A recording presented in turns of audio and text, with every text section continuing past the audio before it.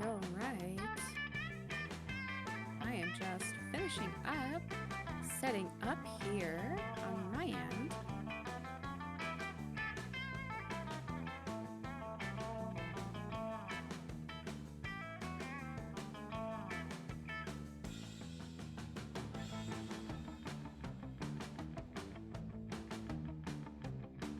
Let me go into the settings and change the music.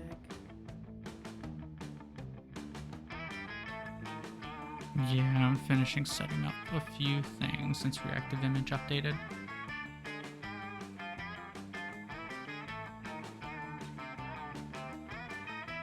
And we are going to turn on streamer mode so that if we get to the credits, we don't get dinged for that copyrighted song.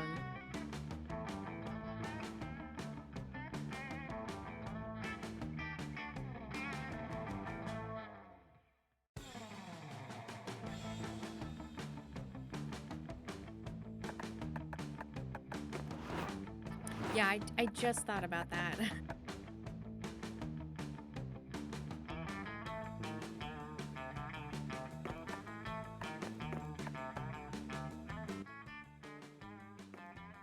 Alright, almost done setting up.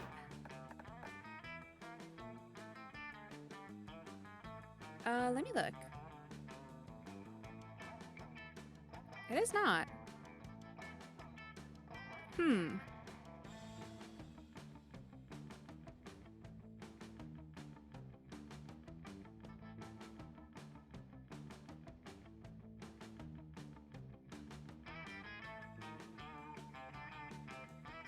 Neither is mine.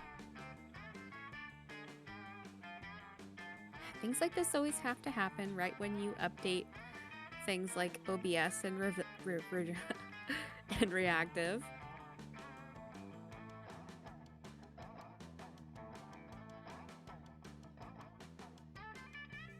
I'm not sure why either.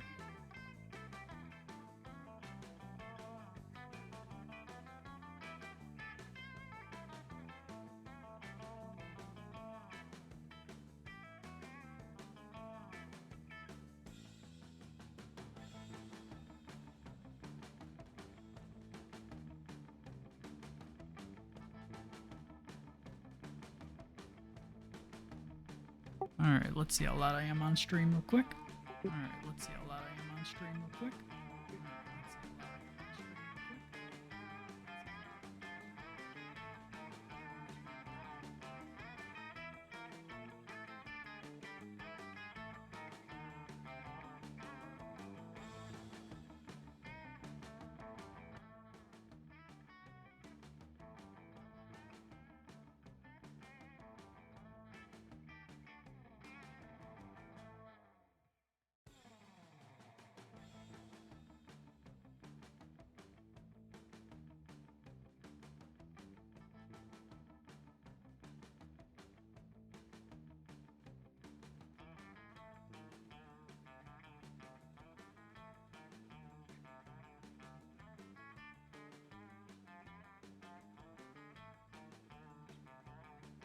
Doesn't look like the images are fixed.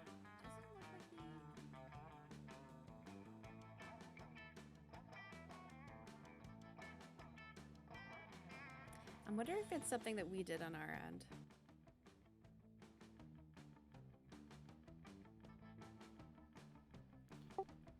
Maybe, but we should be okay. I mean, it is just like set up, so it was probably the update or something that did it in.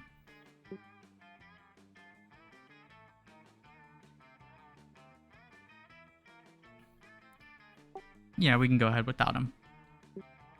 Okay.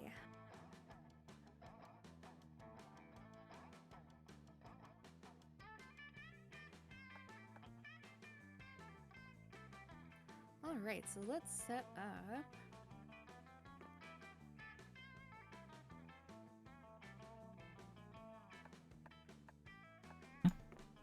Alright, I'll create. I'm a joiner, not a creator.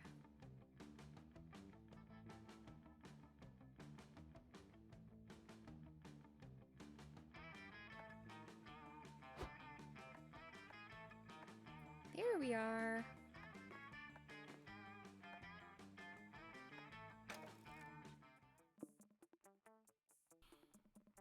Short, medium, or long? How long do you want to play it?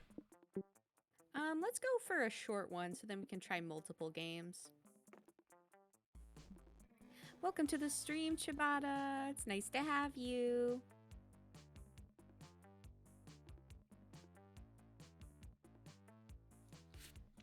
Hey, Chibata. Ah, Camp Spooky, the stage of some of our dearest summers. Back then, we were young and unafraid. With school far away, everything seemed possible as the sun embraced us on our way to camp. Summer has that distinct power, doesn't it? You live for the days while the nights inebriate you with possibilities. It's like life could take a turn at every corner. And for us, it did. Hey Chibata, can you do me a favor and let me know if the volume is okay?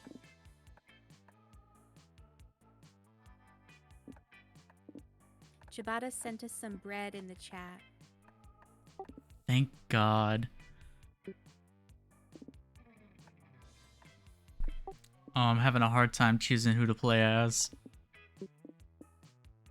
Thank you, Chibata. I think that you tend to play, I forget what the yellow guy's name is. Oz. Chibata says that you're a bit quieter than I am.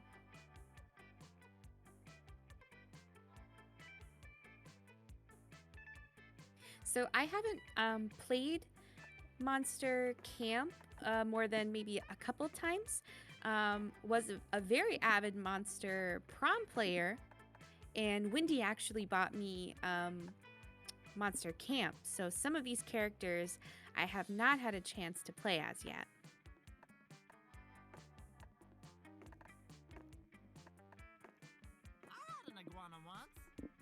It's gotta be Noodles. How's that sound, Chibata? Also, Noodles, what a good character design. His little hat.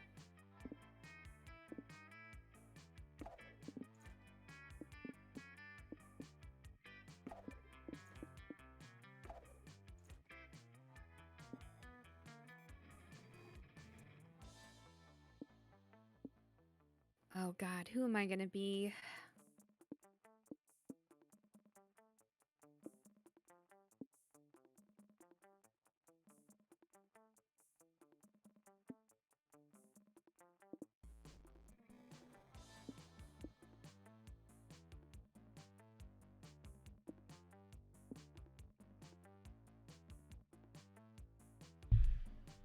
Whoa, sorry, I was taking a sip of my tea. How's that sound, Chibata?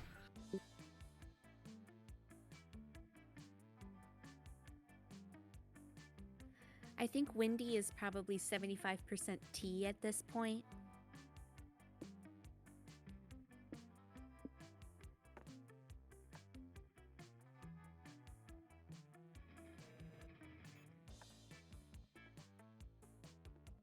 Let's do this.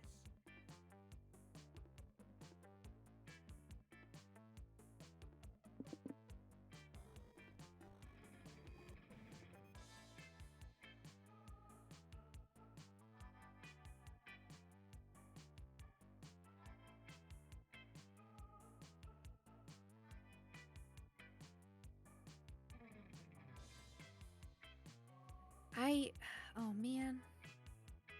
There's so many good items to choose from.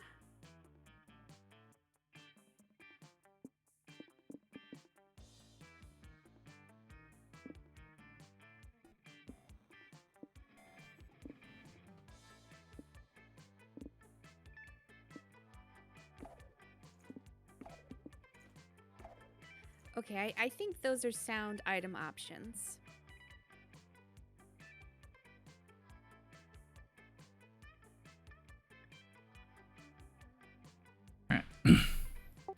Alright, let's try this again. One might say that the monster prom had hardened us on the highs and lows of love. But no, in love, we're always absolute beginners. And summer camp was no different. No one talked about it, but the idea of summer love loomed over our heads.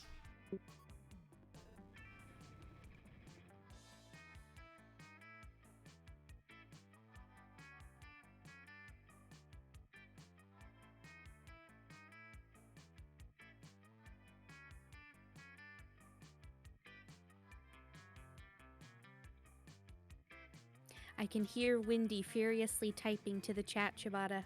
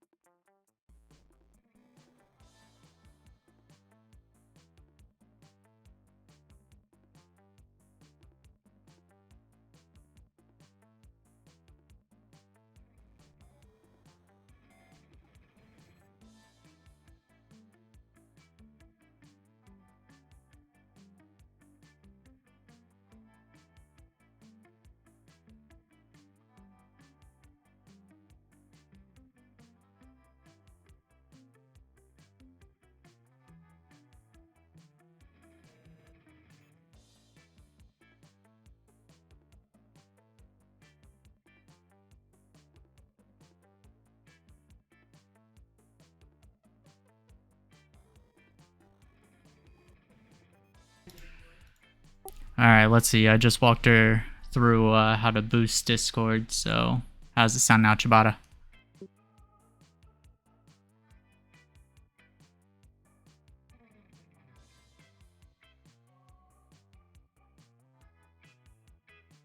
You're our eyes and ears on the ground, Shibata.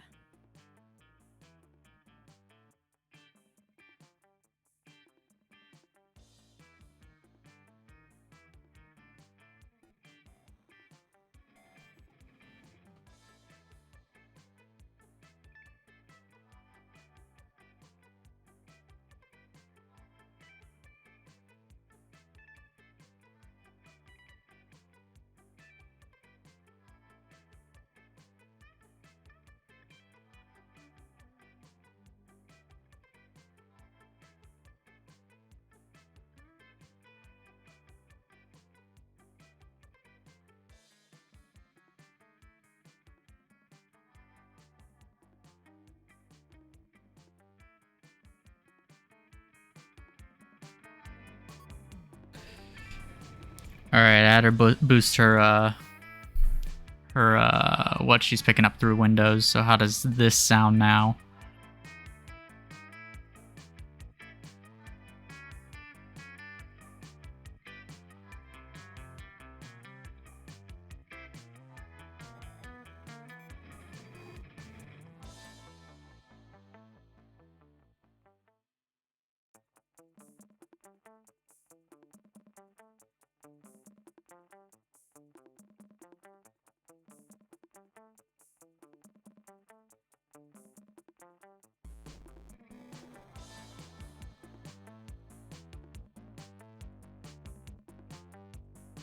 Shibata, no, that's not how it is. That's why Sucre had to kick me off to my own channel. That's not true. I didn't make you make your own channel. I just thought that sometimes you play different games than I do, and maybe we'll have a different audience than I have, so you should have your own. Thank you for being the ears on the ground, Chipata. We'll continue like this. If it's ever a little bit too low, let me know. I'll walk her through how to boost it more. But anyways, close to the last day of camp, there was a meteor shower happening just 2 weeks away. Everyone knew that if you were into someone, you were going to watch that damn thing together. And so, a silent yet powerful pressure invaded us. It was the monster prom all over again. Everything seemed uncertain. Everything but one thing. Whoever we were asking on a meteor shower date, it was probably going to be one of the 6 coolest people on that bus. Joy Johnson, Johima, 23, a badass witch who wanted to chill a bit after saving the world countless times. Aravi Mishira, 22, a hot-headed adventuress possessed by a curse who had turned out to be the most annoying roommate ever. Calculester Hewlett-Packard V1.1, a library computer who had become a sentient robot ready to experience life to its fullest. Dahlia Aquino, 20, a buff blue demon and warmonger who had set her sights on conquering summer next. Damien LaVey, 21, a fearless demon with a taste for destruction and a love of fire. And Milo Belladonna, 23, a Death Reaper doubling as an internet influencer who was profoundly in love with life and all its earthly pleasures. The bus trip was long, and all of summer could be shaped by the first step well taken. And so it was clear. It all came down to breaking the ice and causing a good impression with the right person.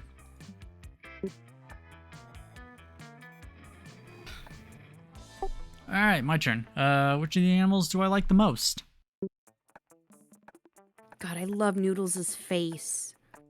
It's so good, I had to pick him. Look at that.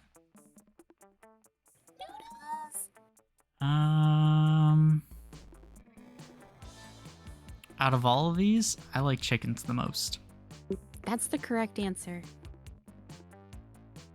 Okay, which one do I like most? Other than chickens. Oh, I can pick the same one as you, but I don't know if I want to do that.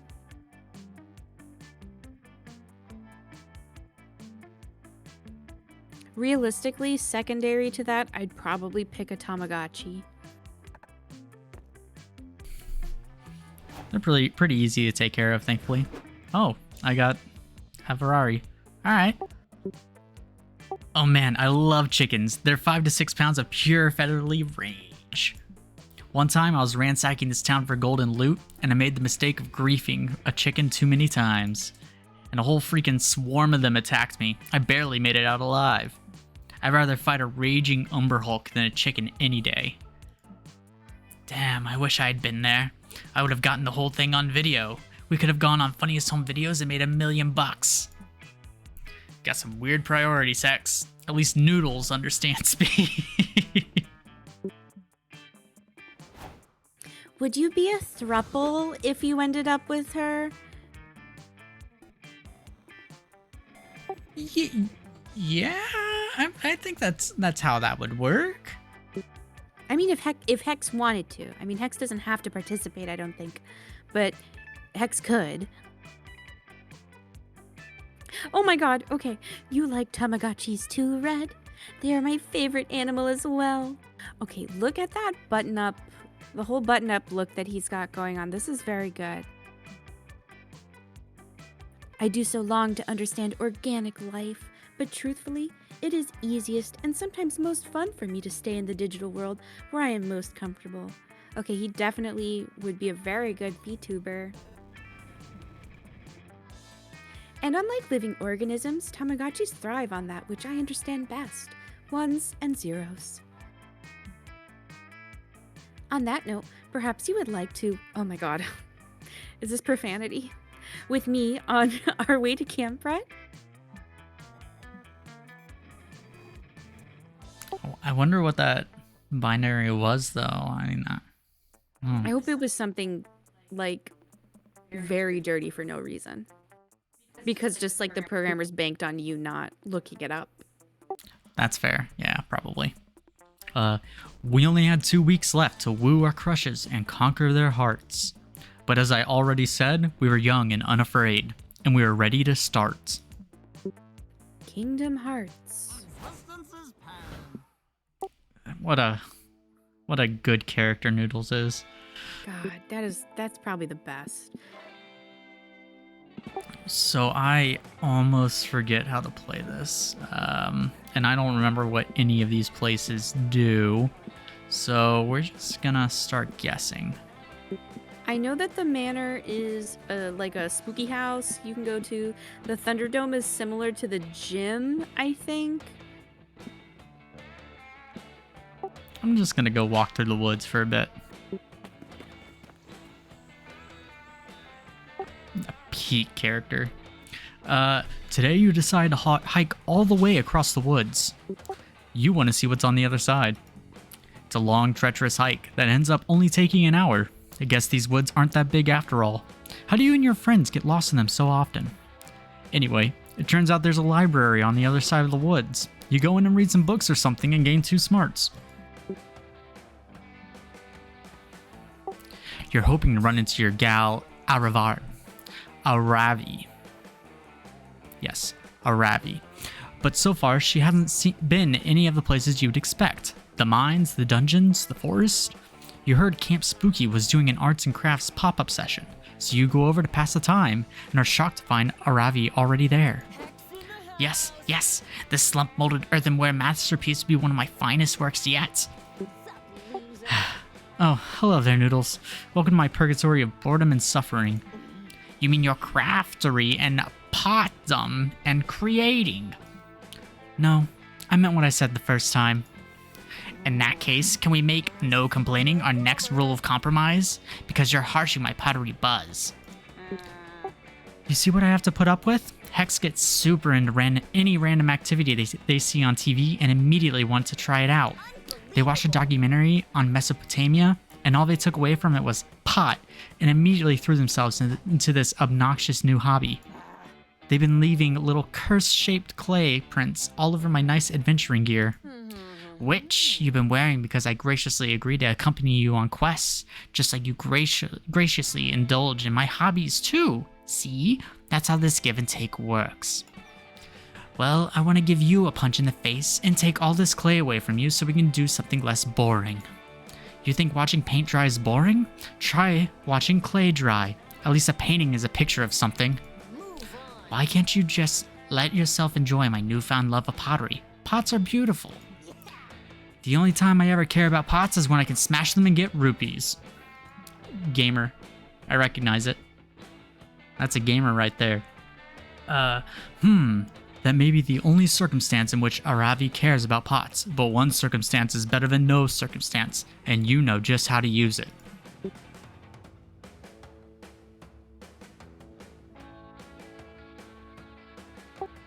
Alright, so obviously the gamer grinder Sigma male mindset is going to be to make infinite money in this situation. Fuck guilt. Aravi should make her own pots, then break those to get rupees. Infinite money. That's obviously the right answer. Look at that. Oh wow, Noodles.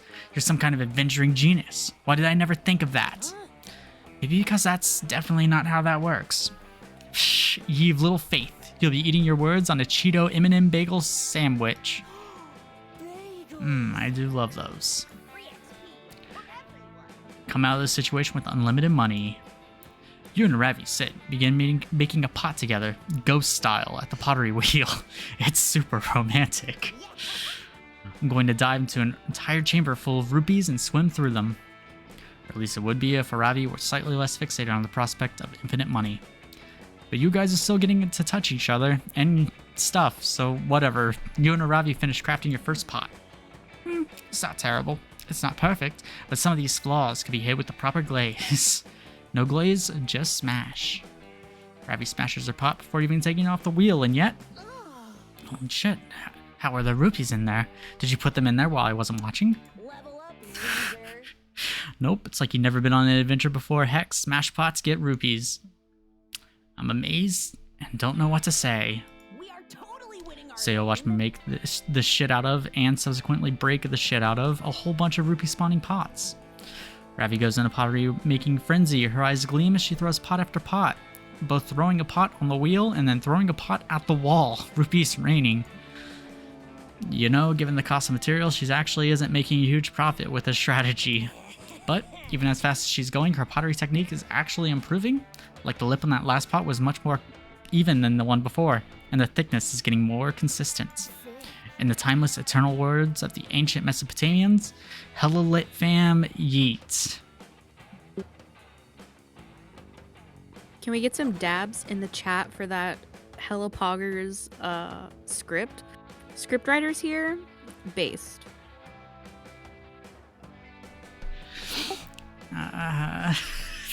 That was something to say. Hey, look at that. +2 creativity and 1 charm.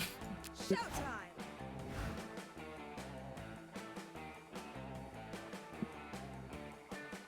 Okay, I don't know.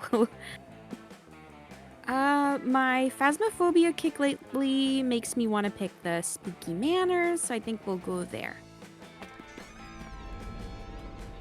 That day you explore the haunted manor's basement, only to find it has a sub-basement. The dreaded sub-basement. The sub-basement is full of haunted chairs and a staircase to a sub-sub-basement. The sub-sub-basement is haunted wine cellar. What do we think is the most haunted wine? It can't be a pink one because it's too cute to be haunted. The sub-sub-sub-basement is a haunted nightclub for ghosts who don't like wine. They serve haunted spirits. Ha! The sub-basement to the 10th power is a subway. You eat a foot-long Reuben and continue your travels.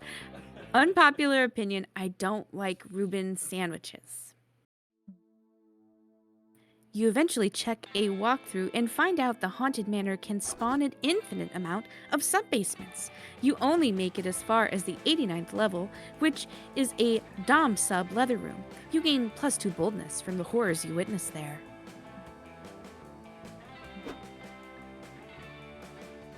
You manage to find some downtime in the manor to spend with your 3 closest friends at camp, Calculester, Joy, and John Doe, the lovable deer-human hybrid who has been such an integral part of your high school adventures that I hardly need to tell you how important he is. Let's see, we have Pinot Noir sounds the spookiest. Sounds spooky at least. Yeah, I don't know. Pinot Noir is like the basic wine. I thought there's always Pinot Noir somewhere. It's like the pumpkin spice of wine. Sleepy Jessie, joy is for us, big chubby girl. The 4 of you have gathered in the haunted manor's kitchen to bake some chocolate chip cookies. It's normal and pretty nice. Must we bake these cookies in the haunted manor?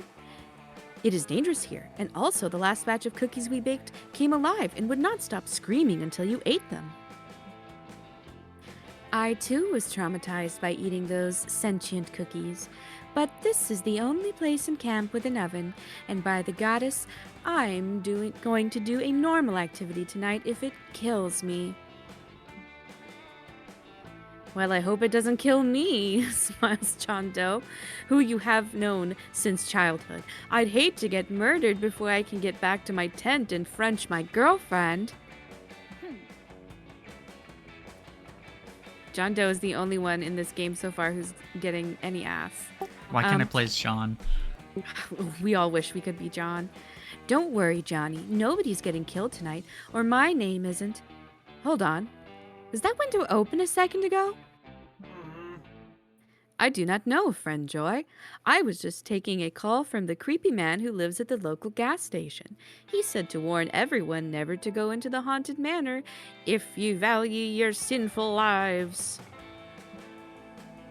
Uh-oh, says John Doe, in that charmingly world-weary way of his. Sounds like trouble. We'd better split up and investigate. Oh, John Doe's stupid. He's the Fred of this group. If anyone else had suggested it, I'd say that was a ridiculous and dangerous idea. But we've been through thick and thin together, John. I trust you with my life. If I had a life, friend John, I would also trust you with it. You have been a cherished part of my brief existence, and I cannot imagine what I would do without you. Oh, no. That's right, I forget he's like a year old or something. 3 minutes later. John, you have been stabbed. No. John, you have been stabbed. Please stop bleeding immediately. That's how that works, right? That's crash cart triage. Just stop bleeding. He can't hear you, Calculester. All that bleeding made him dead. Looks like it's up to us to find the bastard who did it.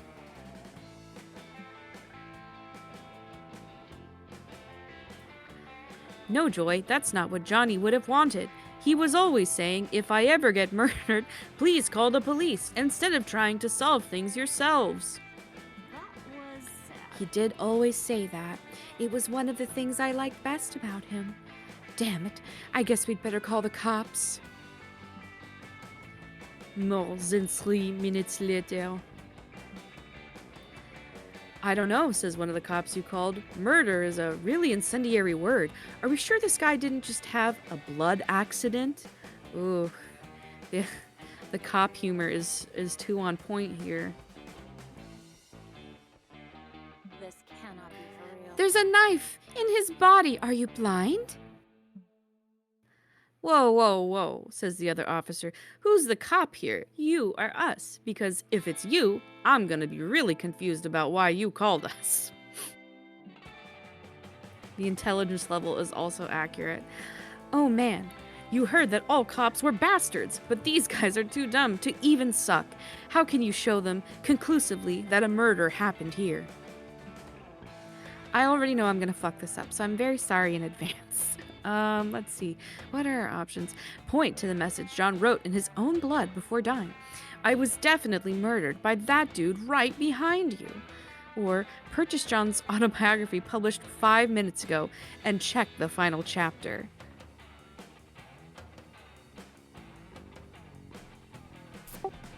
I mean, John was a wonderful writer, so I'm definitely picking up a copy of his autobiography, so I don't know how it ends yet.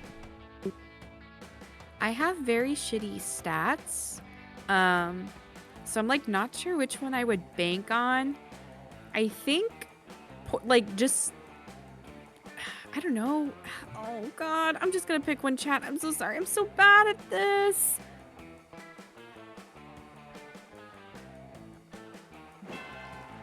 Oh, thank God. My God, a clue, shouts the taller of the two cops. Check it out, Ted. Looks like this cold case just got red hot. This isn't a cold case, you assholes. He died like an hour ago.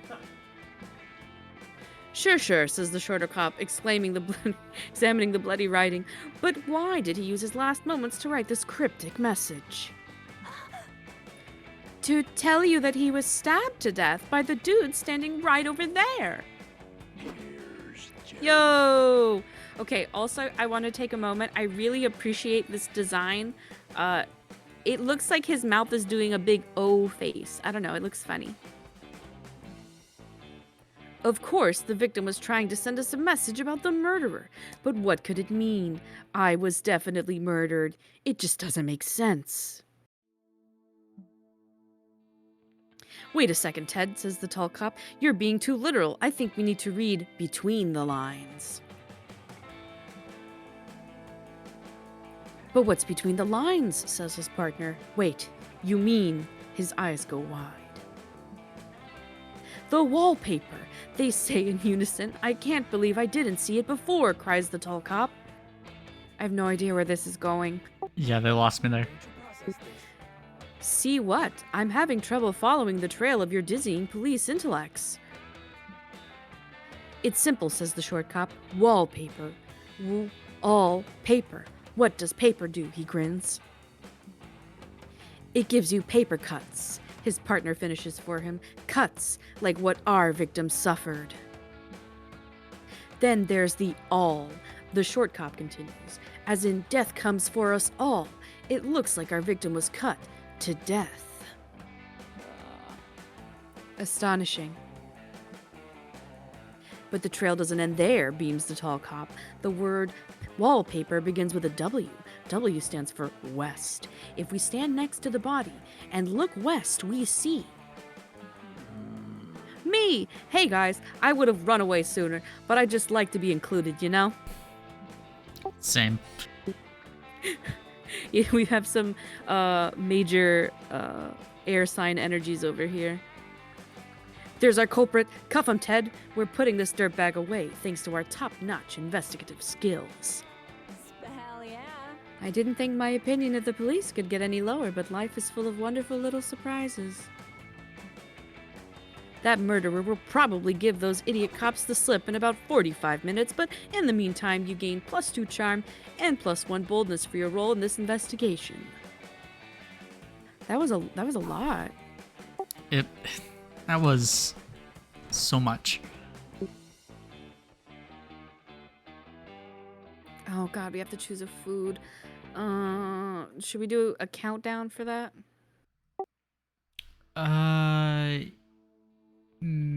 We should probably go one after the other so we don't talk over each other.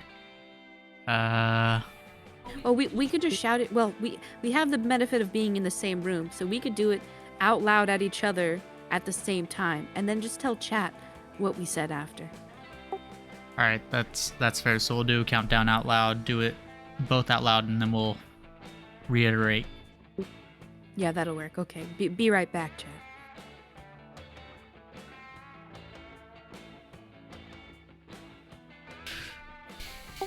All right, chat. I said popcorn. And I said macarons.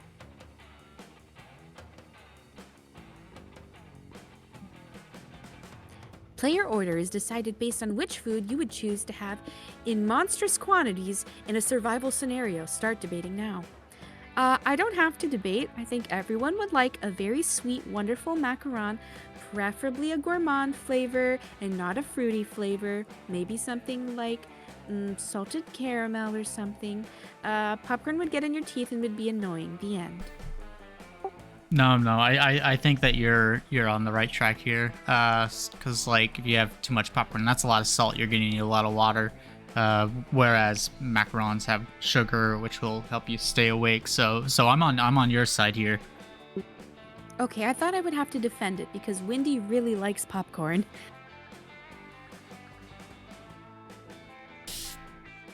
I appreciate you trying to back me up, Shibata, but like, yeah, I like salty popcorn, and in survival, it's not the way to go.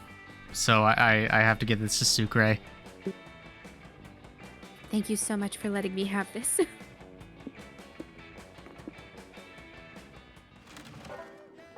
Week 1, evening. Ooh. Alright, summoners, where should we go? I'm tempted to go to the lake, even though I'm not fond of water.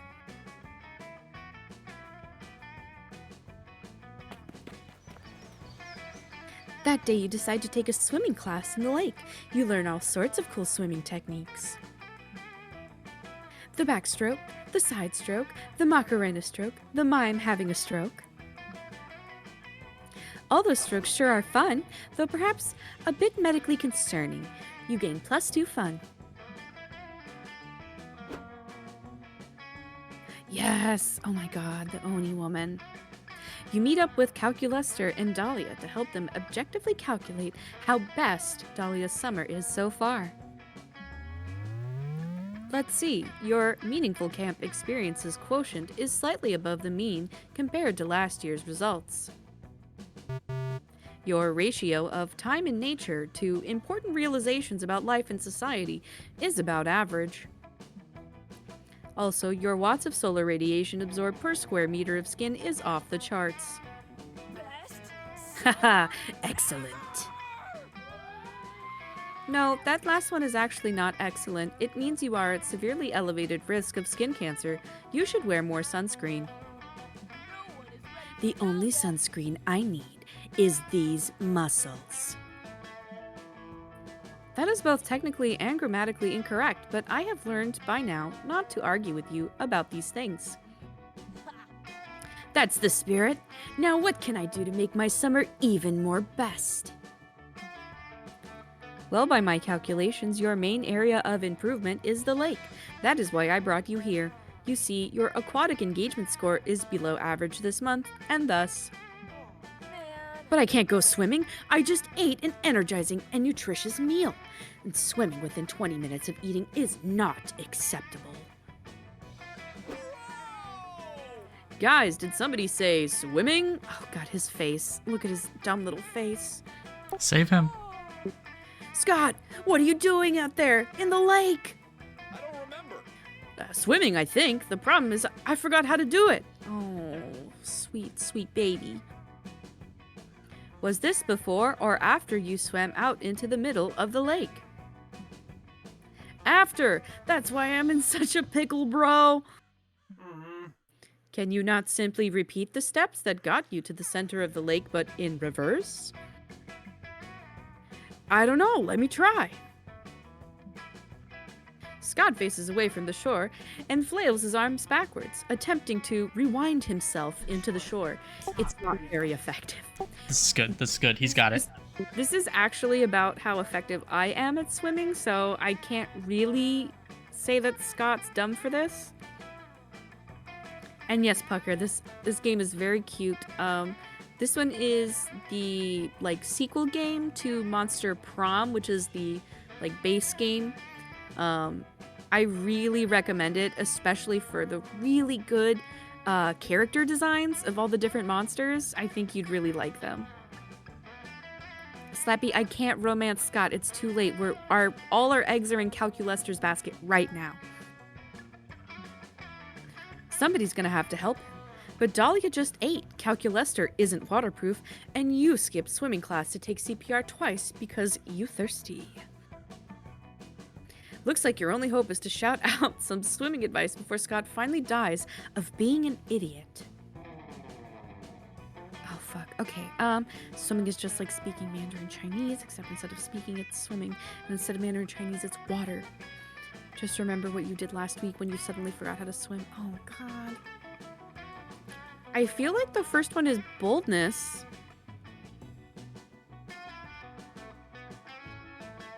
I don't know. I feel like all that is maybe... Oh, okay, but I don't have to make it something that Scott would understand. I just have to make it something that Lester would think is good. I don't know. Woljiao Windingalo.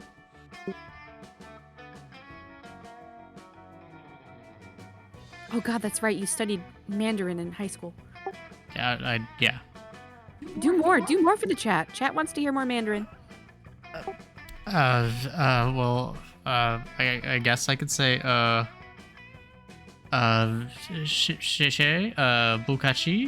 well, except for Scott, because Bukashi means you're welcome, but it means, literally translates to no air for customer, but no air for Scott, because he's drowning and you have to save him. Oh God, okay,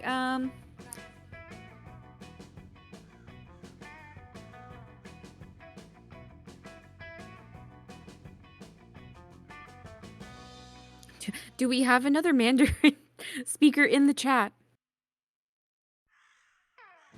Okay, well,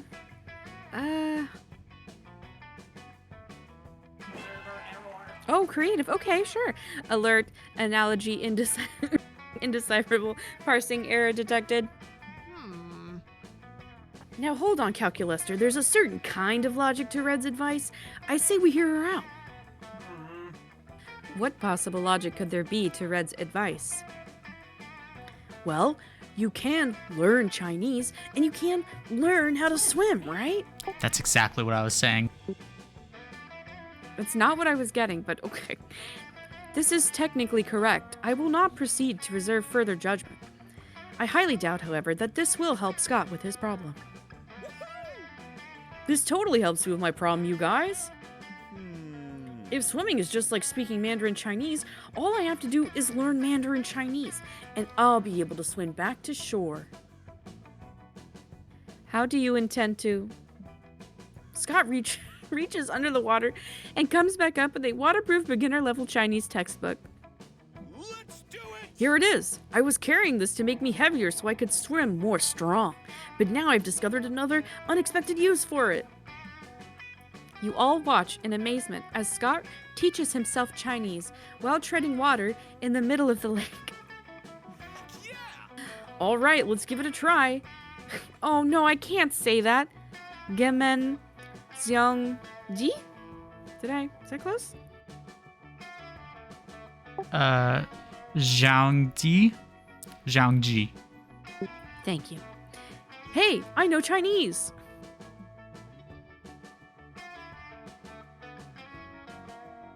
Now all I have to do is call this Chinese swim instruction hotline and get directions back to shore. Simple. He had a phone out there too. That is how I learned how ciabatta, except in Florida, there's alligators coming after you too.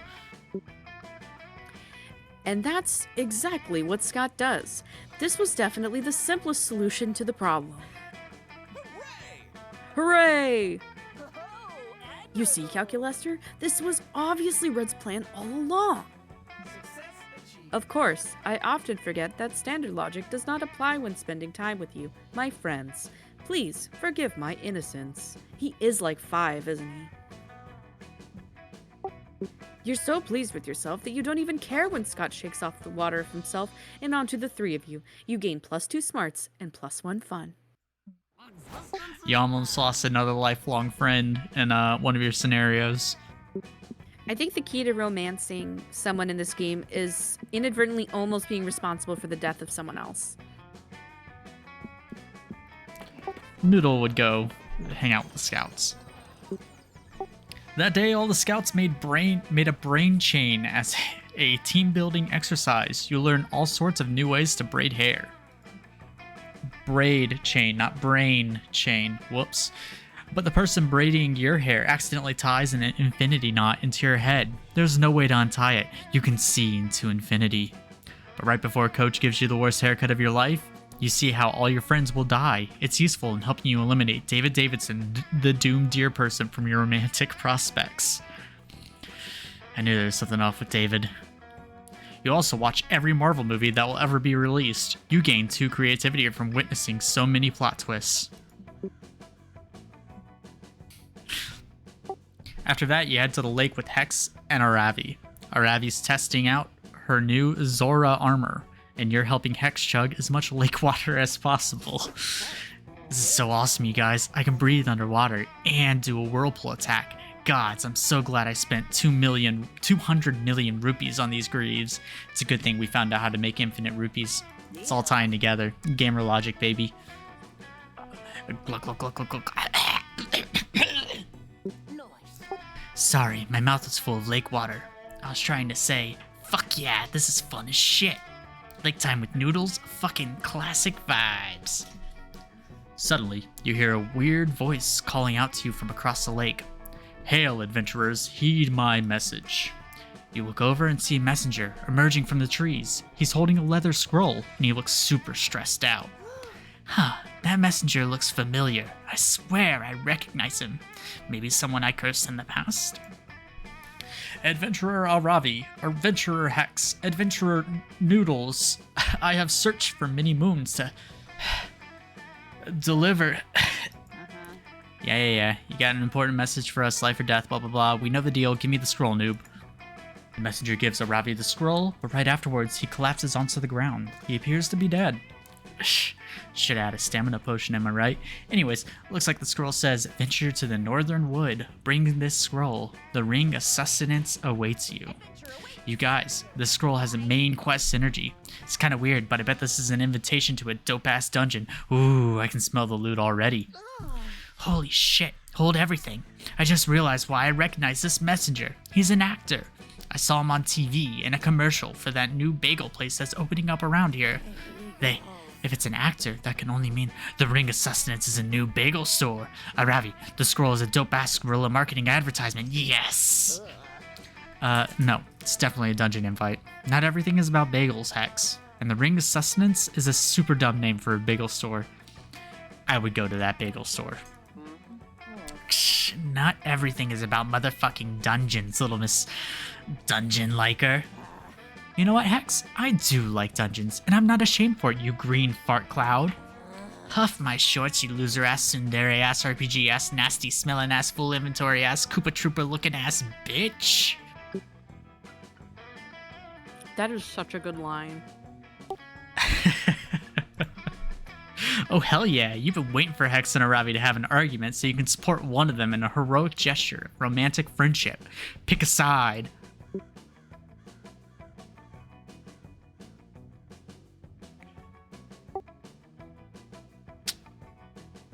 I mean, now I make that choice. Do I want to have a gamer adventurer, GF, or Hex? Hex seems more fun. Yeah, but personally, as a gamer, Listen, I understand, but look at Hex's alien baseball hat and consider bagels.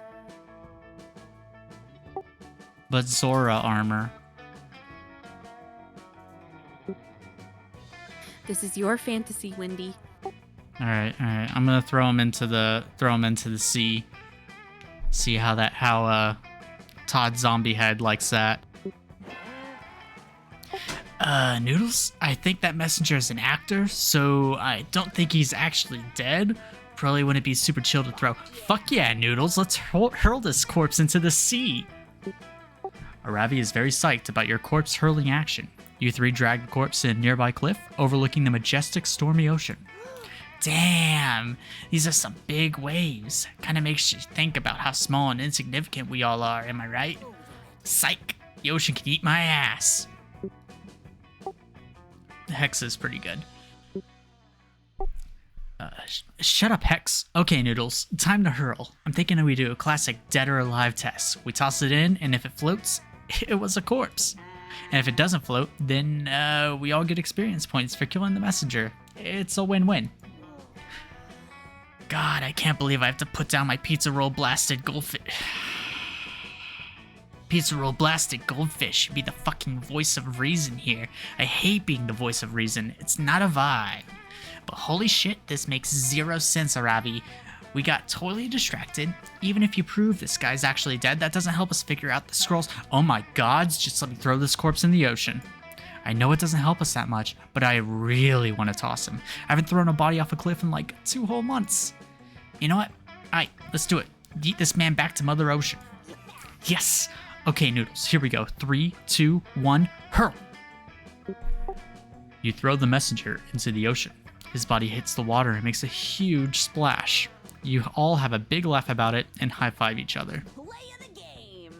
See? This totally proves my point. Throwing corpses into the sea kicks ass. I still think I'm right about the bagel shop, but I'll admit, that splash was dope. Now let's blindly follow the scroll to the northern woods. Fuck yeah, and you're coming too, Noodles. I'm officially making you our third party member for this quest. It's a thruple, it's a thruple, it's a thruple. I'm just thinking of Noodles, like, dumb face, just riding on top of Hex as he rides on top of Aravi. It's the perfect configuration. I know you're only level 3, but don't worry. I'll keep you safe while we're in the dungeon. Just stay close to me, okay?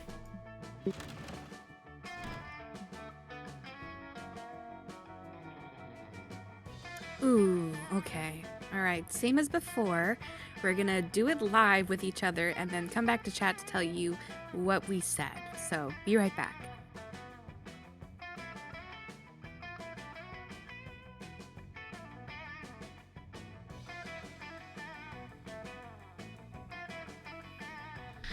Alright. Okay. I said Neo from the Matrix. And I said Kylo Ren, my beloved. Inadvertently revealing a lot about myself with that one. You're a little kitty meow meow. He's just a little meow meow.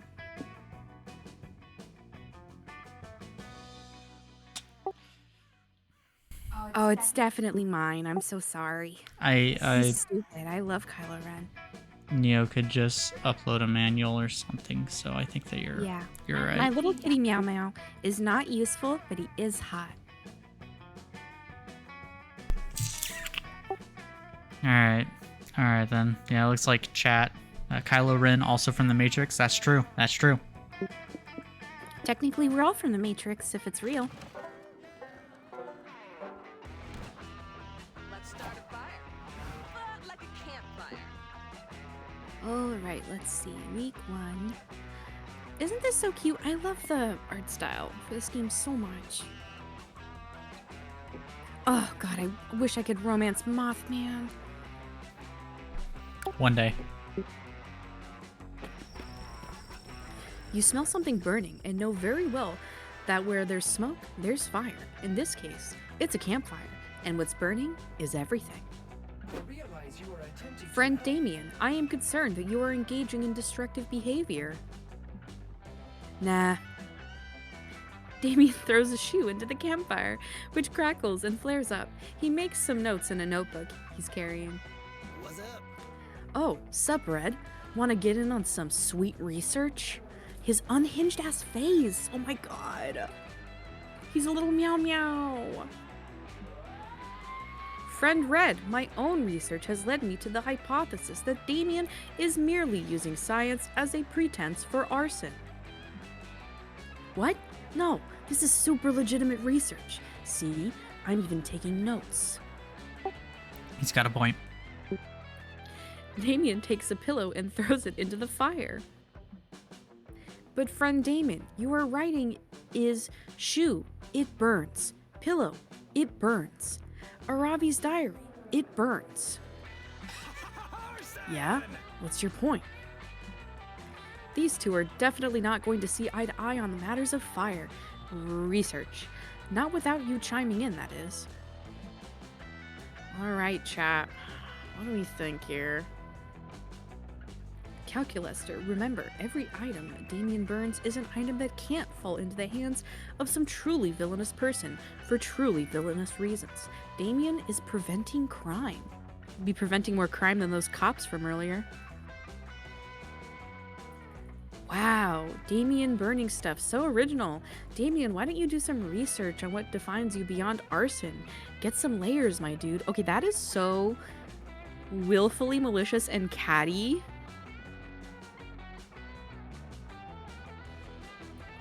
I'm gonna pick the first one. I keep picking the first one, and I will continue to keep picking the first one, I think.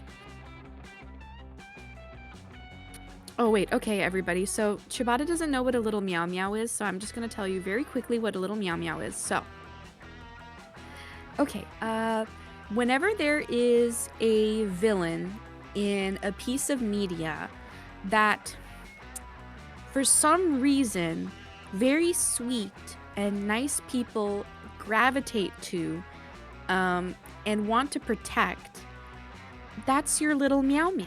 So Hannibal from the NBC Hannibal series, I would consider him my little meow meow because while he is a cannibal and a murderer and psychotic, I think he's just very precious to me and he would look very cute with a little pink bow in his hair.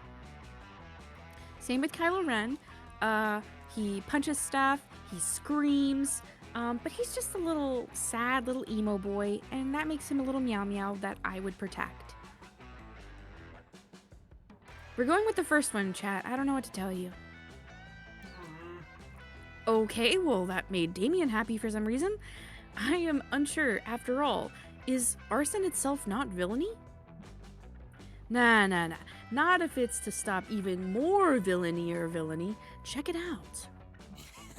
See this arsenic? It could be used to poison someone. Into the fire it goes. That does seem to reduce the chances of poisoning by 97.8%, at least with that particular bottle of arsenic. Knives! No hacking for this, Hatchet. Get into the fire, motherfucker. This taser? Tase this. And by this, I mean I'm throwing it into the fire. He's doing God's work. By throwing the taser in there? Yep. Yes, I see, but many of the items are harmless. I'm a pro camper. Shows what you know. This sock could be used to gag someone. This rope, it could be used to tie someone up. So long, sock. Get wrecked, rope. Huh? This book could be used to bludgeon someone to death. And this paper airplane, it could give somebody paper cuts. Those can be fatal if you have leprosy. This glove could be used to strangle someone if you really stretch the fingers out, like a lot. Upgraded successfully. I see your point. It seems unlikely, but it's better to be safe than sorry in matters of bludgeoning, paper cuts, and strangulation. Thank you for doing this very good deed. Leave this to the Sick. pros. Now, Red, want to burn a whole bunch of shit with me? Not that glove, though. We might need it to strangle someone. You and Damien have a wonderful night together, filling up his notebook with more valuable insight. Teddy bear, it burns. Pagan wooden figure, it burns. Antique leather dildo Damien found in the bunk of someone who will remain anonymous thanks to blackmail payments. It burns. Your love for Damien. Oh baby, it burns. Oh my god, we have a switcheroo, ladies and gentlemen. Apparently I'm romancing Damien now. My little meow meow.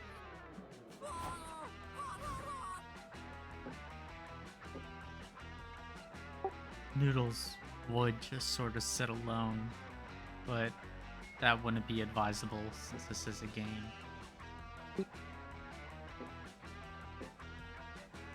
Alright, let's continue on the Aravi path. You follow a trail of empty wine bottles leading to a log.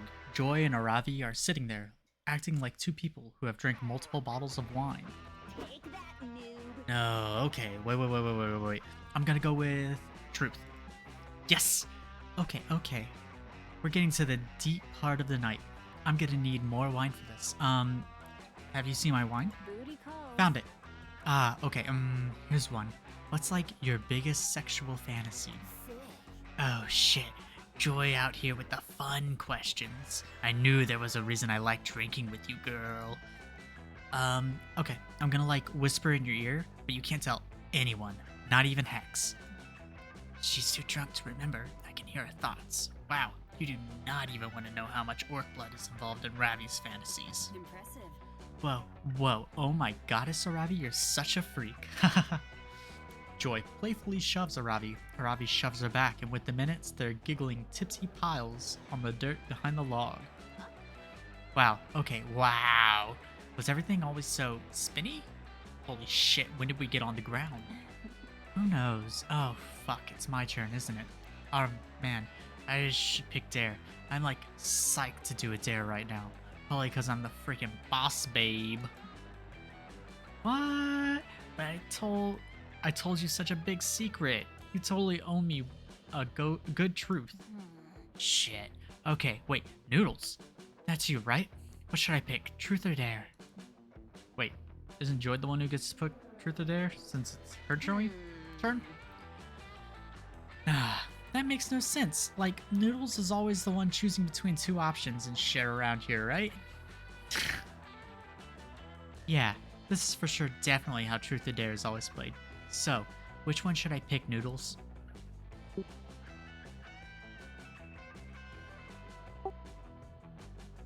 It's Noodles again, baby. I mean, truth is definitely what Avari, am I saying that right? Without seeing it in front of me, it's a Tank Top wants you to pick truth. yeah, tank top. Hex would want truth too. I don't want to talk about Yeah. my feelings. Yes, thank you, Noodles. I hate talking about my feelings for some reason, so it's nice to put Joy on the spot for once. Alright, fine. What's my truth? Okay, what scares you most in the world? Oh, wow. Like, for example, the fear of spiders, or the fear that none of your friends actually like you, and everything you do is all a facade. Whoa, Ravi, are you, good? Well, sometimes I do feel afraid. I have, this whole world to save all the time. I would actually say you save the world a lot, more than is actually necessary. It's kind of something I wanted to point out for a while. But I wouldn't be able to save it all if I did it alone. I've got my girls' hope and faith, and I've got my wine night game now. Just count to 10. Yeah, but Then you stab them. working well with others is hard? Wouldn't it just be easier to, stab your fears in the face until they go away? Believe me, girl, you'd be better off talking things out with your friends, especially with, lots of wine. Shit, where's my wine again? I mean, I guess Wow, you were pretty that's good. deep. You're a real one, Joy. Thanks for talking me through this, and you too, Noodles. Hey, and me, what about me? I'm the one who talked you into getting plastered tonight, which should count for something. Joy never did answer the question, but then again, Truth or Dare isn't really about truthing and daring. It's about creating an unforgettable night with your friends. At least until tomorrow when you realize you are blacked out and you totally forgot what happened. But still, it's the feelings that mattered.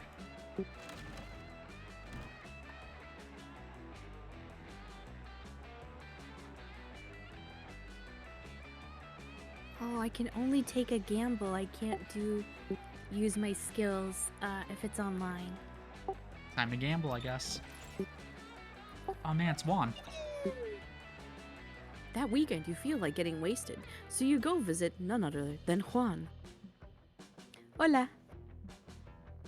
You know, when I started making magical drinks, I never thought people would actually come to drink them.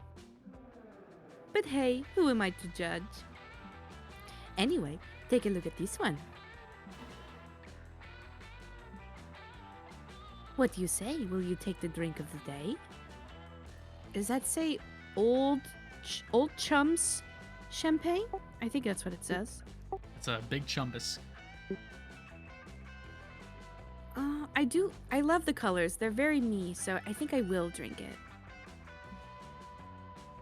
Or would you prefer the mystery box? Oof. Ooh. Mystery box. Or old chums champagne. Oh, that mystery box is jumping though. What could it be? I don't know. I really like the colors of old chums champagne. So I might pick that one. Yeah, I think I'm gonna take the drink of the day.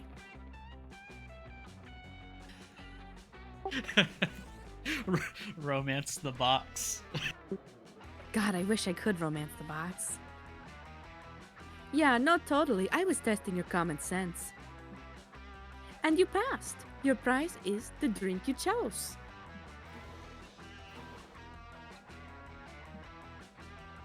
No idea if I got the recipe right. Wanna try it? It's your turn, Noodles. Otherwise, you might have the mystery box. Oh man. Damn, that pink Scalata is fucking good looking though. Do I get to keep the gold tooth? Also, is that a cupcake? No, it's a pineapple.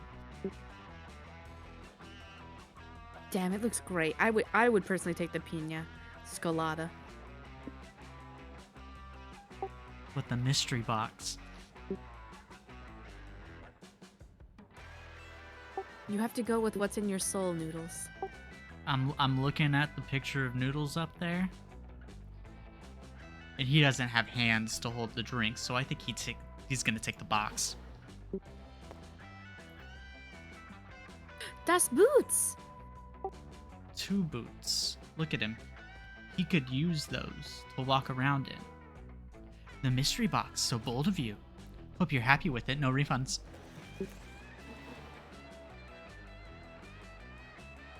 Okay, let's see what they do, I guess. Ah, the old chump's champagne. A drink to share with a good friend. Choose a stat you and your old chum will swap it, learning from each other. I don't... Calculester feels like he appreciates smarts, and I don't have very good smarts right now. So I might take the 7. Yeah, I might take the 7. I don't think smarts is going to negatively affect you if I take it from you anyways, so I feel good with that. I mean, have you seen Noodles? His intelligence is all he has. You know, friendship can make you better or worse.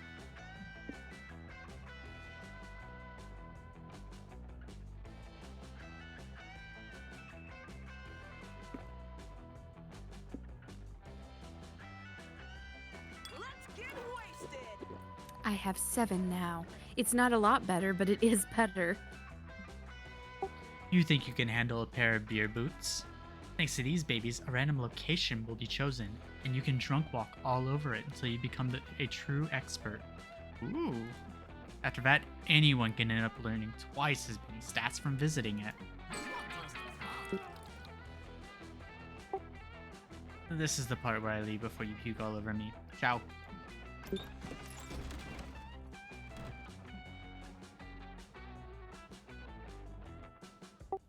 Alright, same as before, chat. We're gonna go ahead and do this in person, and then we'll come and tell you what we chose.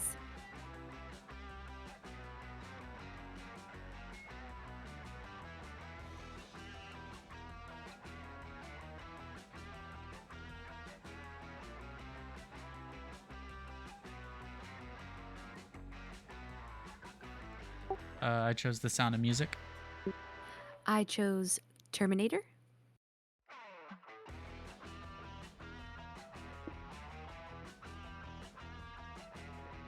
Yeah, so I think probably Terminator. I don't think so, because Terminator 1, Arnold is hunting John Sarah Connor, or whatever. It was Sarah Connor and someone else. So I think my cast would survive. All of them would survive longer. Don't they make friends with they make friends with Arnold Schwarzenegger at some point in the movie, and then he's protecting them, isn't he? A different Terminator gets sent back to protect John Connor, and that's Judgment Day too, I believe. But the first one, Arnold is the bad guy. All the way through the movie? Yep, I thought it was the cop guy. that's Terminator 2. I have no idea. I'm not that old.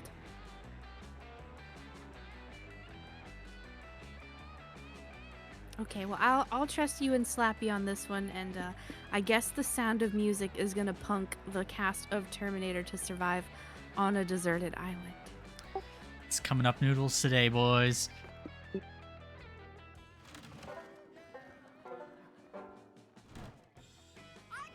danger. Ah, I see. So the location with the ×2 is the woods. So I'm gonna go there. There it is again, baby. That day you go searching the woods for edible wildflowers to make a delicious wildflower soup. You heard that some well-known flowers like lilies and tulips are actually poisonous. You decide to find out which flowers are bad by eating them all. A few hours later, you vomited up all the contents of your stomach and have a comprehensive list of which flowers not to put in the soup next time. Nice. You gained 4 smarts. Wildflower soup forever. Fun fact for viewers, true lilies are absolutely toxic to house cats. So if you're bringing on true lilies to your house, which is actually a very common plant at grocery stores, be careful because they will kill your cat. That's your public service announcement. Thank you so much for that, Sucre. We'll have to protect little baby Norman. A few hours later, you're out adventuring with Aravi and Hex. You all followed the scroll down from that messenger, and now you're deep in the northern woods. You've already found several environmental puzzles and a few cryptic clues. With each solved puzzle, you draw closer to the secret location of the Ring of Sustenance. Strangely, all of the puzzles and clues so far have been vaguely bagel themed. Man, that guy we killed was an actor, huh? Ooh, yeah. Whoa, once I rearranged these glowing stones to spell locks, a scroll appeared. Damn, this is some dope-ass guerrilla bagel shop marketing. This promo slaps. Shut up. I really want a bagel now. For the last time, Hex, these clues are leading us to a dungeon, not a fucking bagel store. It's so obvious. Ugh, you'll see when we get there. What does the scroll say? Psh, whatevs, bagel hater. The scroll says, you're near the end of your quest, triumphant adventurers. Walk 2 miles to the north. The ring awaits you there. Whoa. Finally, we solved these annoying intro puzzles, and now we get to dive headfirst into some sweet, sweet dunge. I don't like that. Gods, I hope it's multi-leveled, with a super complicated layout. Totes, but just in case it ends up being a bagel shop, I should prep first. I gotta make sure my patented cream cheese utility belt is full of maximum flavors. Gross. But also, yeah, we should get ready. I should head back to my stash and optimize my inventory. I'm all short range / high damage right now, if you know what I mean. Aravi puts a bag over your head and leads you to her nearest fully stocked weapon stash. She starts reviewing her inventory. Okay, just gotta pack enough for a full dungeon run. Let's go with 20 green potions for healing and 20 red potions for mana and 400 apples in case I need a quick +5 health. Oh. I'll need all 128 different types of crafting materials. Dungeons are unpredictable. You never know when a mini-boss is gonna... And then I have my weapons, obvi. But for now, I've got 8 swords and 14 crossbows equipped, each with a slightly different attack and range stat. Those are all 100% necessary. Damn, Aravi, Hoarder's my hoarding addiction called, and they want their absurd collection of useless shit back. Yeah, what is this, Elden Ring? Okay, I have one last inventory spot open. Ooh, I know, I'll take the Axe of Golden Demise. I looted it off a Lightning Warlock mini-boss last week. Fuck that, Aravi. You know we share inventory space, and I need that slot. I'm planning to get covered in schmear. That's not okay.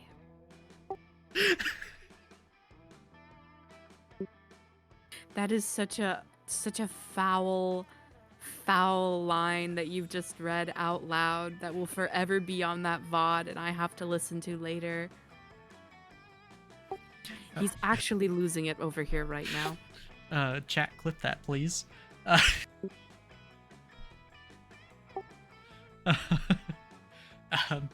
So I gotta take my package of 200 paper napkins.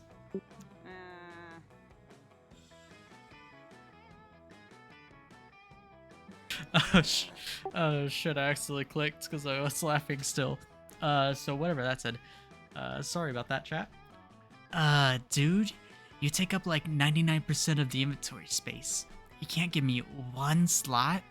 Where did you learn how to share? The toilet school? Aravi and Hex are fighting again, but luckily for them, you're an expert at conflict resolution. What's the best use for Aravi's last precious inventory slot?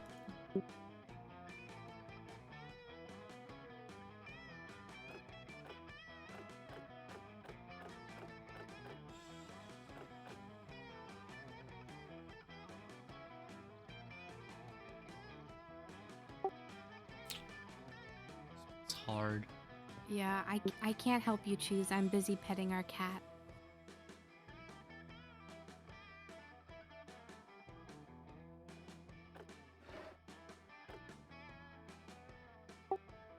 I mean, I feel like... Oh, this one says Mamma Mia in there.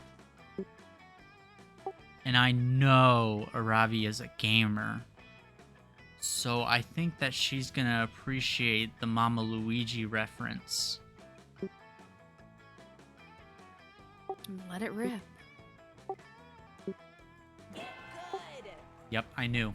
See, me and her, gamer wavelength. Seriously? Using a napkin for a shield?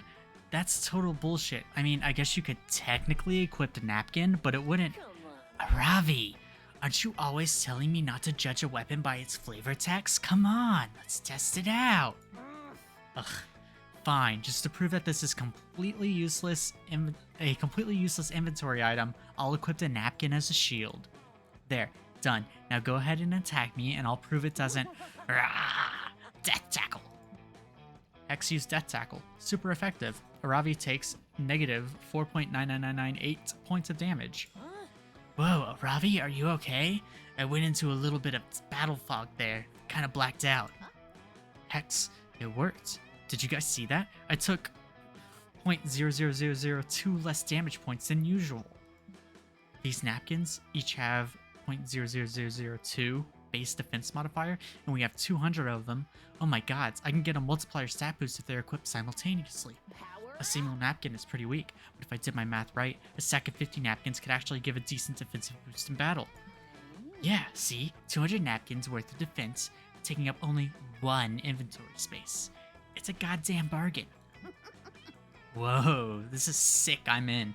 Let's take the napkins. I needed to round out my defensive stats anyway. Nice. Noodles, thanks for tricking Aravi to make me happy. You're chill AF. When we get to the bagel store, I'll give you a lick of my schmear. Chat, please clip that. We need that clipped as well.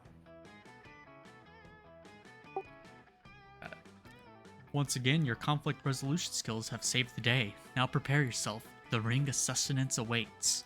Where to go now? Wow, you've really gotten some voice lines today, Windy. And I've like forgot to put some sound around it, so those are like really isolated too, huh? Yeah, we're gonna have to use this. Okay, where do I want to go? The smart section was already taken. I guess I could do Scout HQ. I don't remember what that is or does. I think maybe you do arts and crafts there, so I'm gonna take that. Oh my god, look at her, she's so cute. That day, the Monster Scouts hike around the camp cleaning up litter to respect nature and stuff.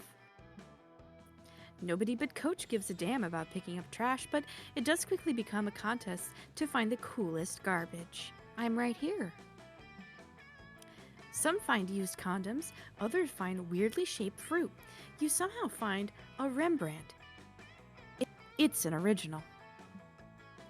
The mystery of how the Rembrandt ended up there will go on to trigger the most epic adventure you will go on during this summer, but it won't happen on screen.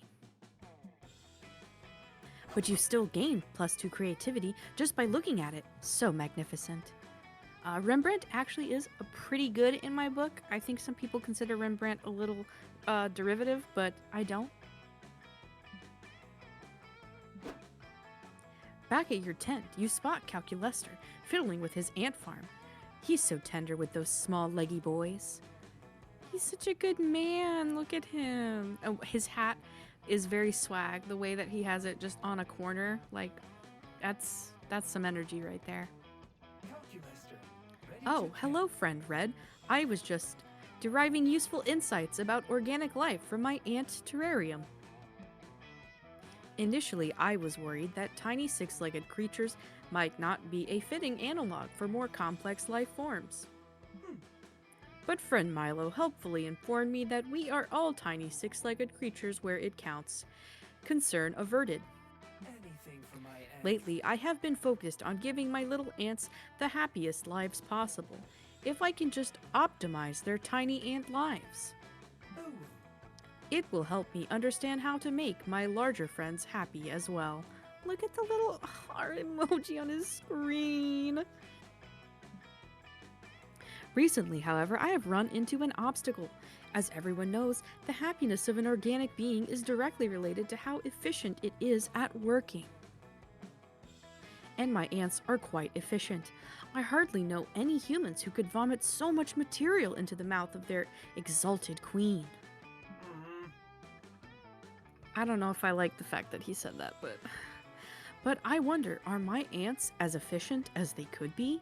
He wants to min-max the ants. Surely there must be a form for improvement, but I have tried everything I can think of without success. Transmitting a mathematical formula for organizational efficiency didn't help, and neither did telling them to do their best in binary. I am at a loss. Well, Calculester set the bar pretty low in terms of workable solutions. Surely you can think of something that will make these ants into harder workers. Damn, yearly company retreat to Miami. You couldn't pay me to go to Florida again, but I mean, that's something to consider. Or the fantasy of a meritocracy. Ooh,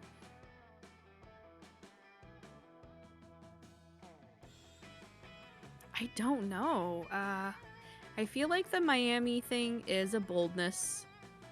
I don't know what fantasy of meritocracy would be. Maybe charm? I mean, again, you couldn't pay me to go back to Florida, so... But maybe ants like Florida.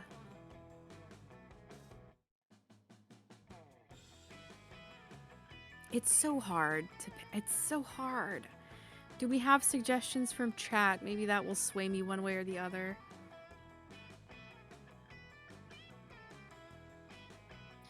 My cat will also not stop fucking around with stuff next to me.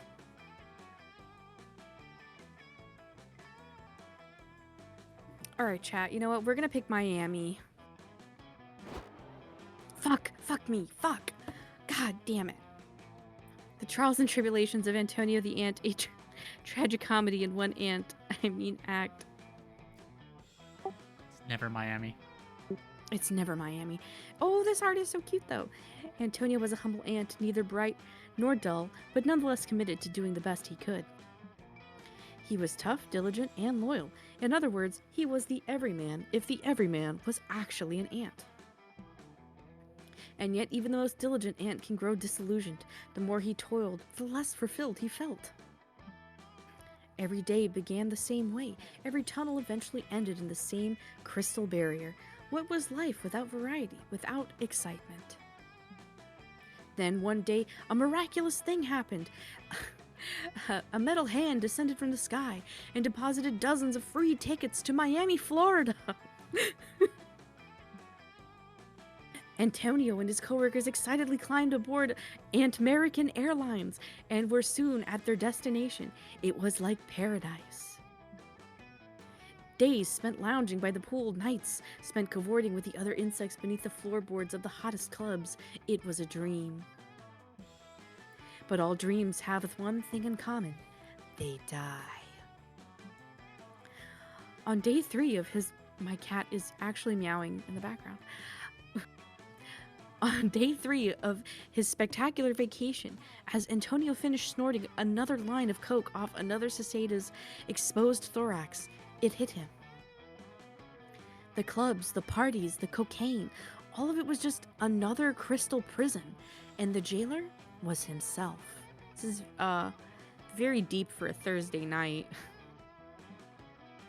As he flied aboard the airplane at the end of the retreat, he could see it in the multifaceted eyes of his coworkers, the same emptiness. Nothing would ever change, but nothing would ever be the same either. He had gazed into the emptiness, and it had changed him forever. Oh dear, the ants seem to have discovered ennui. That wasn't my intention at all. Could it be that your suggestion was bad? Fuck. Oh no. It could indeed. Your suggestion was so bad it lost you -2 smarts and -1 fun when you weren't looking.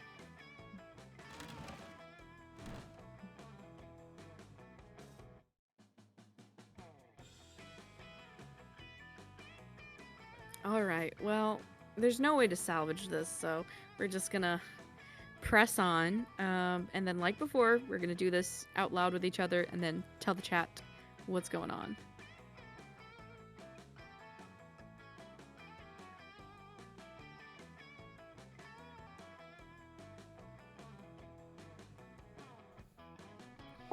Alright, I went with Johnny Knoxville. And I went with Betty White. May she rest in peace.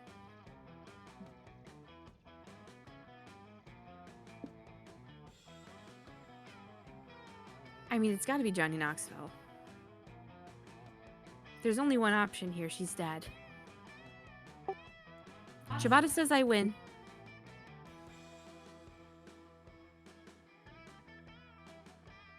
Damn, you're right. She's dead. You have to let me go first. I haven't said anything. You're the one who gave up the ghost. That's what okay, but that happened before I read Shibata's message. Shibata has to be right. I'm sorry. I mean, I've seen plenty of Jackass episodes and movies to know Johnny Knoxville isn't a pro at rock, paper, scissors. Are you giving it to me? Is that what... I'm gonna lose... I'm not gonna get a date anyways, so... Chat has spoken. Hooray!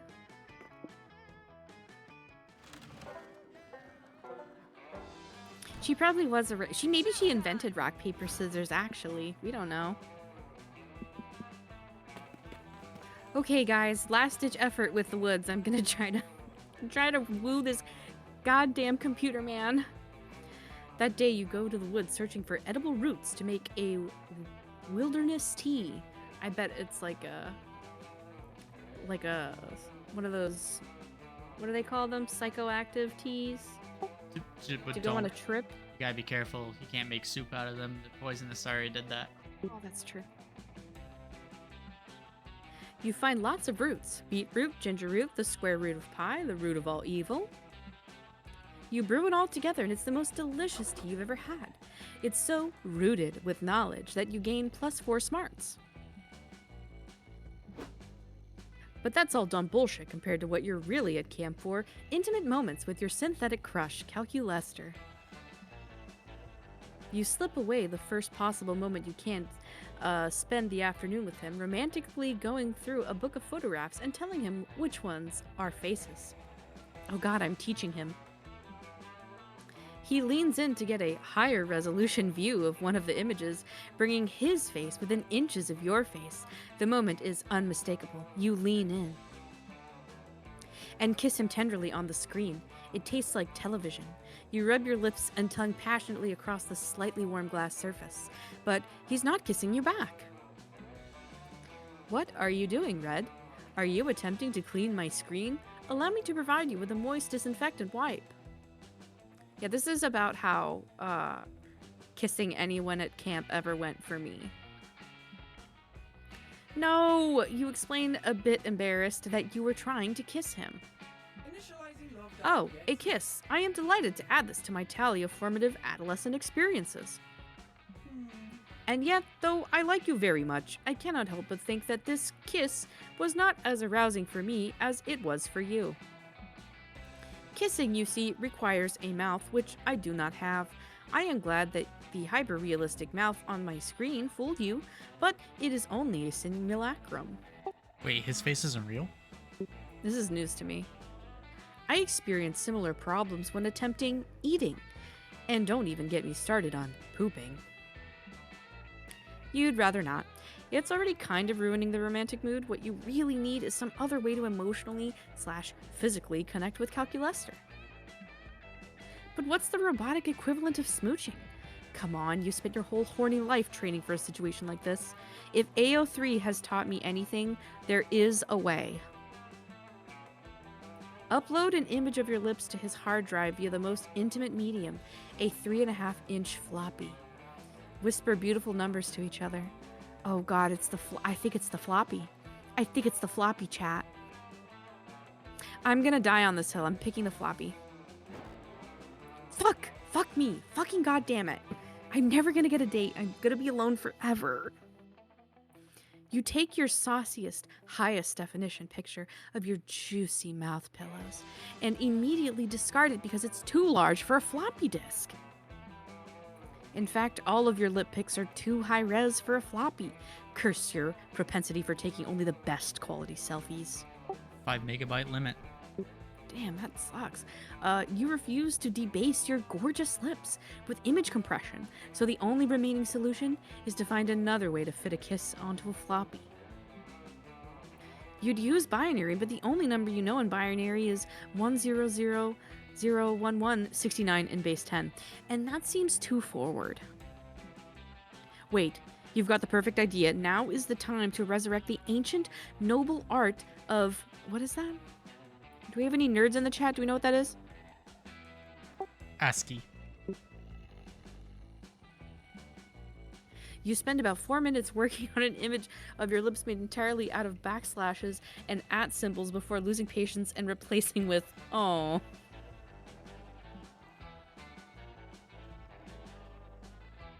See, is that an old thing?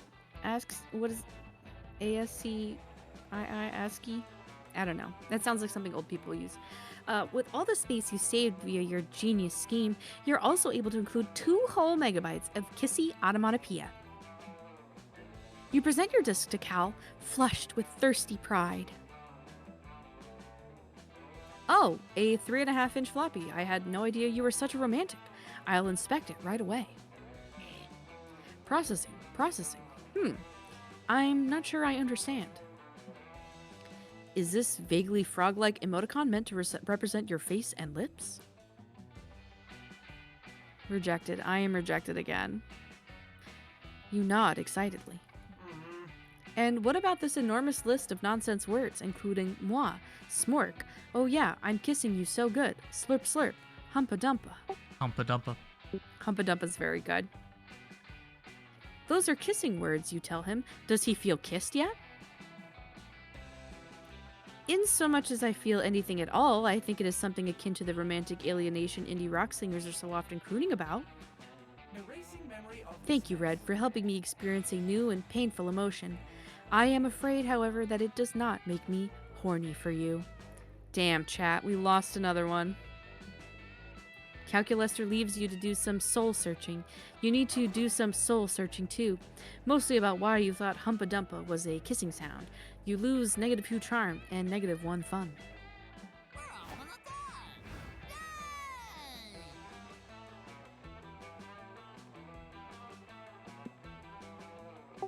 die. Yay! It's just Noodles says the darnest things, you know?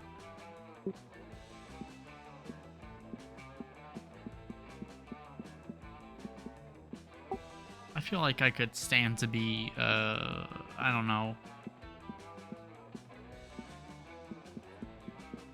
5. Which one of these is charm? It's got to be the lake, I think. Or Was the lake charm? I don't remember. Maybe I'll try the dome. Well, because this has got to be bold, I think. And that's creativity. This looks like it's fun. Whatever. Oh no, save him! That day, you go diving to see what's at the bottom of a lake. Find a comic book. You pick it up. But it's so interesting you stay there reading it. This is bad since you cannot hold your breath indefinitely. You rush to the surface, but before getting there, you drown a little and some lake water gets into your mouth. Gross. You swallow some weird stuff that was in the lake water, like a whole jellyfish and +2 fun? What was that doing there? Afterwards, you meet up with Aravi and Hex. Ever since you received that mysterious scroll, you three have been on a long, arduous quest. You solved countless puzzles, followed clue after clue, prepped your inventory, and now you're finally here, the secret location of the Ring of Sustenance. What the fuck? It's just a big dumb wall. This isn't a bagel shop or a dungeon. I want a refund. Wait, Hex, check out those mysterious runes carved into the wall in cuneiform. It translates to, sacrifice the blood of a fool to summon the manager of legend. Aravi slits your finger open and smears your blood on the wall. Suddenly, the ground below you starts shaking.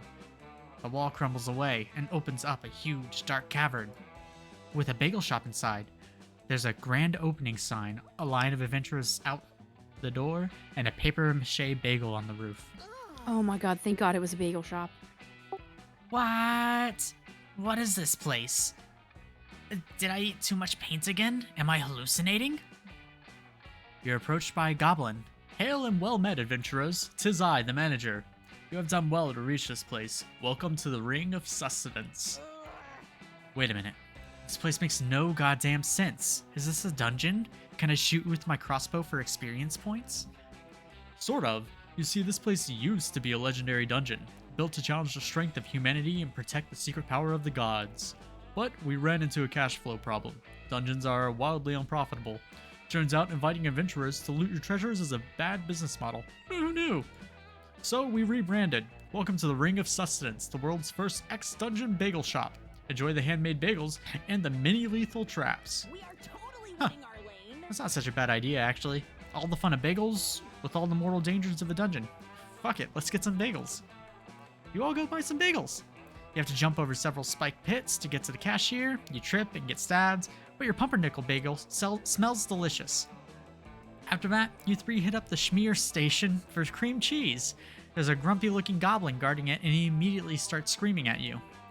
Greetings, 'tis I, Noomslax, the Schmear Guardian. If you wish to enjoy the cream cheese upon your bagel, you must best me in a battle of wits. You may choose any of the many Schmears, but be warned, one of the cream cheeses is chock full of deadly poison. But which one? This is my dark game. Choose. Fuck yeah. So it's randomized life or death skill check. Fuck yeah, we'll play your game, Numslax. Focus, Ravi. If we lose this game, we won't get any cream cheese. A bagel without any cream cheese isn't a bagel. We have to get this right. 5 massive lukewarm vats of cream cheese are in front of you. Which one is poison? Guess right and you'll, hopefully, impress your 2 hottest friends.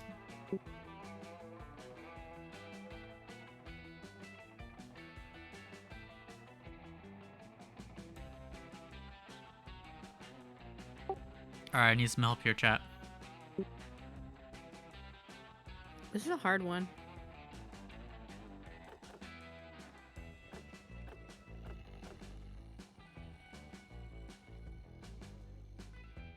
Good night, Shibata. Thank you for joining us.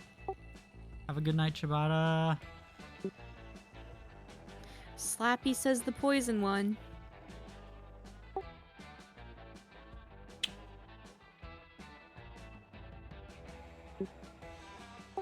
Yeah, I think so.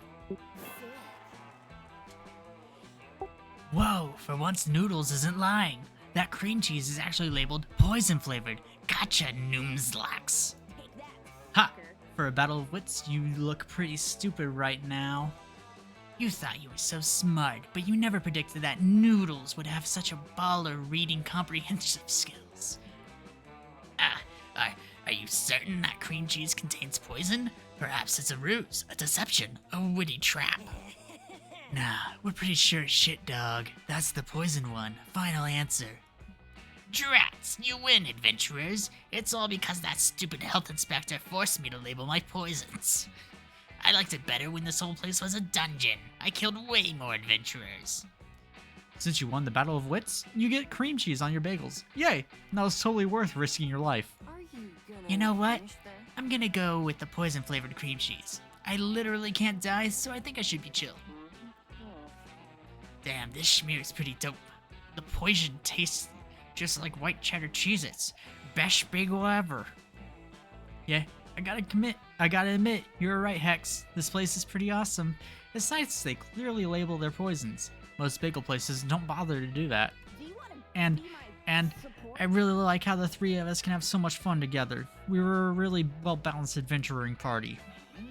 You blushing, Ratty? You wanna have a big ol' threesome? LOL. Oh my god, Hex, shut up right now. The mere mention of the word threesome gets you +3 boldness. You eat bagels all afternoon with Hex and Aravi, your official BFFs. I can't believe it's a thruple. I can't believe it's a thruple. Start a fire. Well, I'm not gonna get a date, so might as well get this over with and get turned down by the cute computer boy. What could go wrong? Noodles, you gotta pick.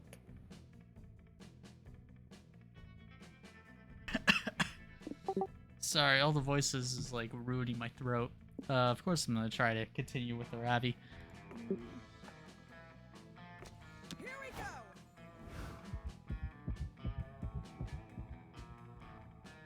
This is gonna be so sad. You finally gather the courage and ask your beloved to watch the meteor shower with you. You desire a summer fling with me? Oh dear. Oh no, I do not want to tell Red how I really feel, but lying is not a nice thing to do to a friend. I need to reboot. Could we perhaps reschedule this proposal, friend Red? I must research the protocol on brutally rejecting someone politely. Damn. Rejection protocol. Dang. Rejection is a tough burden to carry, but it only gets worse. That's fine. I'm very used to this scenario, so this is okay. Years later, repeated attempts to increase taxes to achieve a more balanced social society start taking effect. This is uplifting. People tend to think higher taxes is bad, but this will translate into a public healthcare system and better public education options that will save people from student loan debt. The bad news is the billionaires managed to dodge the higher tax bracket, which instead is only applied to people who didn't ever find summer love. So now you're alone and paying a shit ton of your taxes for it. What could go wrong? It's Noodles' turn, baby. You look for Aravi and Hex. Hey. Hey, Noodles. What an adventure, huh? Fuck yeah, bagels forever. No, but really, it was awesome. I'm gonna thank Ravi. Summer camp is coming to an end. And if I remember right, experiencing the joys of the summer camp is what I demanded for the curse to be lifted. And you delivered, girl. So go ahead, take off the necklace, you're free. Ah, right. I don't know if I want to. What? Seriously? Why not? It's not that bad to be cursed, you know? Hmm.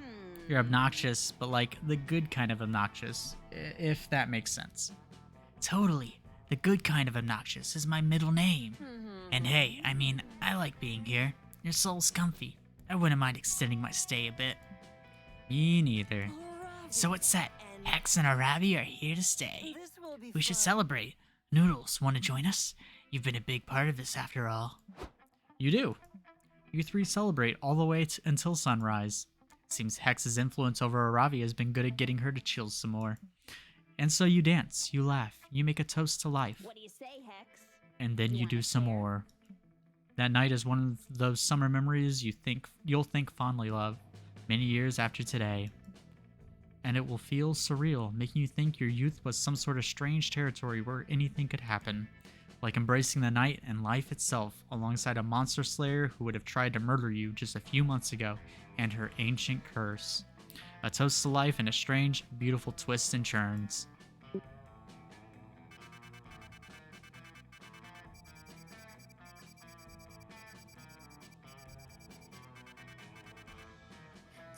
Still very new on the stats. There's like so many endings here. Yeah, I think we've only been through one other before, and the second one I think we got disconnected or something. I think we did, yeah.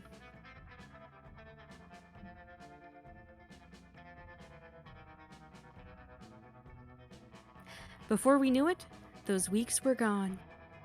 It felt like a hot minute, and it felt like an entire lifetime.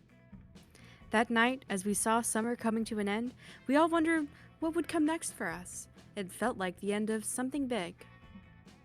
Little did we know, life still had many wonders and misadventures in store for us. Now I'm older and I can see it, how those years became the foundation of the mythology of our lives. Broken hearts turned tragedies sung for centuries. Wild nights became epic, treasured forever. Every kiss and every laugh is now a constellation we'll always find while gazing into the starry night, no matter how many years go by. All right, everybody, we did it. We got through one short game in probably like double the time that it is supposed to take, but we did have the wonderful voice stylings of Windy, so... Yeah, I felt like it needed the voices to go with it. It's hard doing visual novel style games like this, but I feel like if you're gonna do it, you should definitely go ahead and do voices for everyone. Yeah, it's more worth it, I think, to like take time and actually read through it. I wonder how long it would have taken us to do one of the like normal length ones. Probably a bit. I think it adds like another 3 sections. So yeah, definitely. Well, the Calculuster thing did not go well for me. I also didn't get to pick the character I wanted at the beginning. You can't click back when you're in the menu to select what character you want to be. I guess unless you're the host, that might be the thing where because I joined, I didn't get to like change my selection.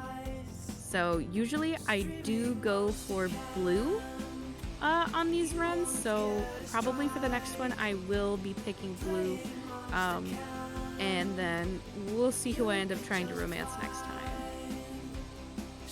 Yeah, I had a bunch of different monsters to choose from for the initial one. Like I could have picked Zoe, and I could have picked Odious from Helltaker, as well as just a whole bunch of other people. But I mean, how could I pass up Noodles? Noodles was a joy. Yeah, maybe I'll host next time, and then I can pick one of the newer cast members. That might be fun. You should be able to pick some up in the extra store with like there's some free ones, but they also have like you can be a fridge. A fridge? Yeah, and they also have a few like outfits in there that you can spin the suns on. I might have to look into that then. All right, well, chat, thank you very much for joining us tonight. I hope you had some fun with our romantic adventures and misadventures for some of us. Remember that Wendy does have his own Twitch channel. I do have it listed on my channel as one of my recommendeds, so please go follow him too. It would mean a lot to me. A bunch of other links are on my Twitch channel. I am running a giveaway right now on my Twitter for 100 Twitter followers. I am giving away a $50 commission slot for one of my favorite artists who actually does the PNG that I use on my streams, Pucker. So if you want to go take a look at that, it is on my Twitter too. Yeah, and this entire thing, Sucrebus as well as I was streaming. I do have another stream that I did a few nights ago. It was just me silently playing a game called Vampire Survivor. So I plan to play a bunch of different things. It's sort of just a variety of things, scary things and a bunch of monster-based things. So if that interests you, yeah, feel free to throw a like, follow, and also follow me on Twitter, because I am not as put together as Sucrebus. So I don't have a schedule yet. But I will be streaming with Sucrebus all this weekend as well. We have things lined up Friday, Saturday, Sunday. Check her Twitter for the exact times. It should be on the little thing. I also retweeted it on my end. So that's basically what's going to be there. And I'll have an actual graphic up eventually, as well as solid streaming hours.